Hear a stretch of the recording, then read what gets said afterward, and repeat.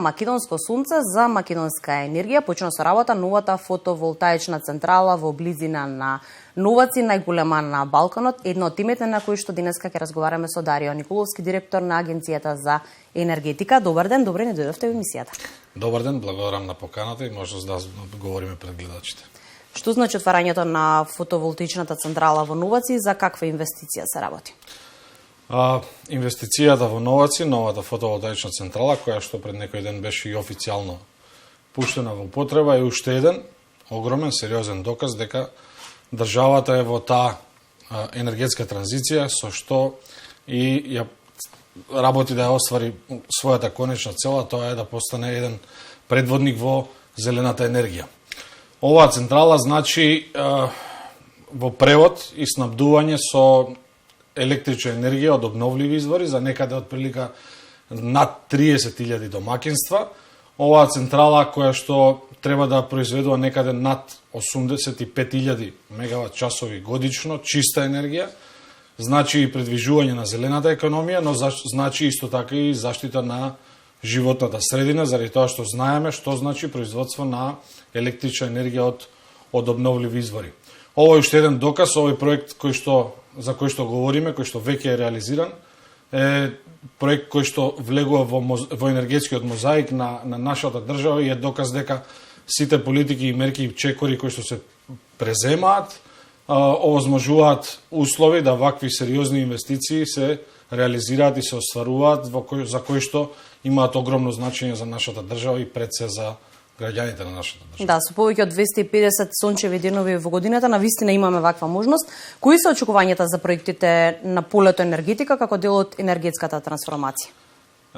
Така, ние сме држава која што имаме изобилие на сончеви денови. Можам слободно да кажам дека сме и во регионот, можеби и во Европа и во светот, една од државите со најмногу сончеви денови, но покрај сонцето исто така имаме и изобилие на вода и на ветер, работи кои што овозможуваат услови да бидеме центар за инвестиции, овие зелени инвестиции во делот на обновливите извори на енергија.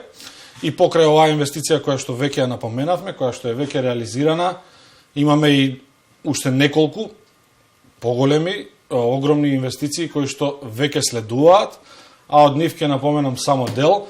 Тоа е агроволтаичниот парк Стипион во Штип, кој што беше предвиден на местото на карго аеродромот во Штип.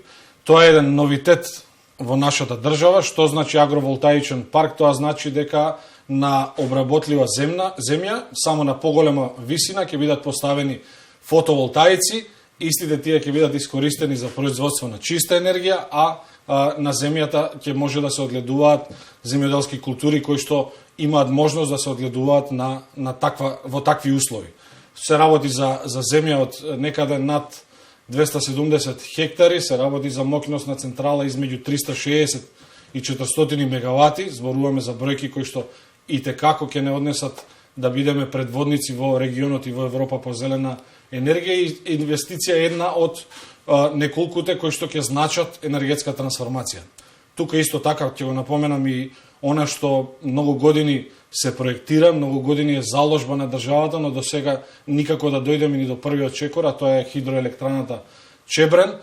Избрана е грчка компанија која што треба да изгради. Тоа е исто така еден многу значаен стратешки проект за нашата држава во делот на енергетиката, проект во вредност од некаде над 1 милиарда евра или во капацитетот прилика некаде над 333 мегават часови. Дополнително, тука ќе го напоменам секако и ветерниот парк Вирови, кој што е исто така со предвидена моќност од 400 мегавати, и сите овие значајни проекти заедно со останатите кои што секојдневно кај да се движиме низ државата имаме можност да ги видиме, се уште еден резултат на енергетските политики и резултатот од нив. Ке значи ли тоа дека имаме доволно енергија домашно производство во пресред на зимата која ни доаѓа, како треба и како можеме да се подготвиме и ни институциите? Свесни сме дека позади нас е една грејна сезона во услови на светска енергетска криза. Грејна сезона која што пред да започне имаше многу коментари околу неа, од стручни лица, од политички фигури и така натаму, во која што влеговме со голема неизвестност, но сметам дека на крајот од неа покажа дека институциите и државата имаат капацитет Поминавме година која што немаше енормни покачувања, немаше рестрикции и година која што даде сериозно искуство за она што не очекува, а нормално еве пред нас е повторно грејната сезона. Сметам дека институциите го искористија периодот кој што е позад нас, летниот период, за максимално да се организираат.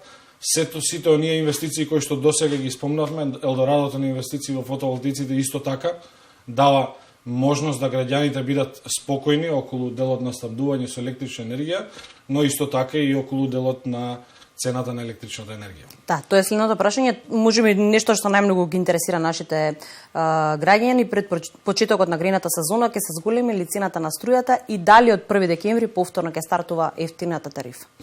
Така е, нормално граѓаните секогаш ги интересира цената, заради тоа што од тоа зависи и нивниот животен стандард, но затоа тука е државата да се грижи за нив и сметам дека како и грејната сезона која што е позади нас, така и оваа која што следува, сега веќе со сите овие инвестиции и ЕСМ можам да кажам дека периодот го искористи максимално да се подготви, но и да возможи услови заедно со инвестициите да цената на електричната енергија не се покачува, со тоа што граѓаните ќе добијат сигурност дека има кој да се грижи тука за нив, а за тоа е тука државата. И еве од 1 декември добро е да се напомене, после една година во енергетска криза, каде што во тој момент и никој не можеше да предвиди дека можеби ќе дојдеме до ваква ситуација, од 1 декември се враќа и дневната ефтина тарифа. Сите овие мерки и политики кои што се презимаат, сите овие инвестиции кои што се реализираат и треба да се реализираат во иднина, се одат во контекст на тоа да пред се животниот стандард на граѓаните биде зачуван, но исто така преку зелената енергија исто така биде зачувана и животната средина. Значи да резимираме, да бидат мирни граѓаните и индустријата. Така е. И последното прашање, иако имаме се разбира многу, меѓутоа тука е времето, има ли потреба од формирање на општински претпријатија за производство на струја?